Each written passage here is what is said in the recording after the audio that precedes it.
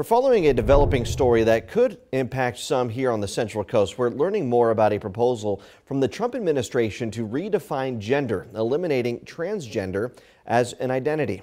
The New York Times obtained a memo between the Trump administration and the Health and Human Services Department, saying the administration is considering narrowly defining gender as male or female based on genitalia at birth. If implemented, it would roll back protections for 1.4 million transgender people in the country.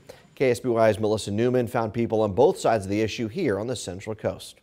Scott, whether it be gender-neutral bathrooms or insurance providers covering medications for people's transitions, a lot of steps towards inclusivity for trans people have been made in the last few years. Now, after that leaked document from the Department of Health and Human Services, there's concerns that those steps forward can now be massive leaps back.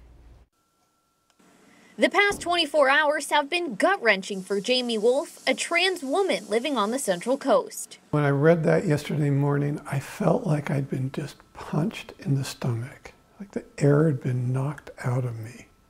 And I really felt like I was just going to start to cry. I felt so sad. Wolf's talking about the document from the Department of Health and Human Services released by the New York Times over the weekend. This memo shares how the Trump administration would like to redefine gender as just what people are at birth, taking away laws and policies in place to protect the transgender community.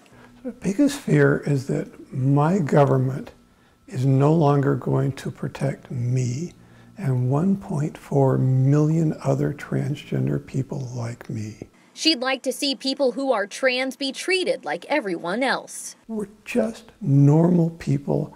We just want to have a healthy, happy life just like everyone else, and just want to have freedom to be who we are. But for people like Ron Stevens, and I'm proud to say that he is my president, and I'm going to vote for him again in 2020. He agrees with where the Department of Health and Human Services is headed. God made Adam and Eve. That was a man and a woman. And that's the way that he wants it. Stevens believes there are only the two genders people are born with. It's on your birth certificate when you were born that you are a man or I should say a boy or a girl, male or female, is exactly how it should read. And it's been that way forever, and I think it should stay that way. We reached out to Cal Poly to learn what this would mean for the university as they just opened dorms with all gender-neutral bathrooms. They were unable to get a comment for us at this time. In the studio, Melissa Newman, KSBY News.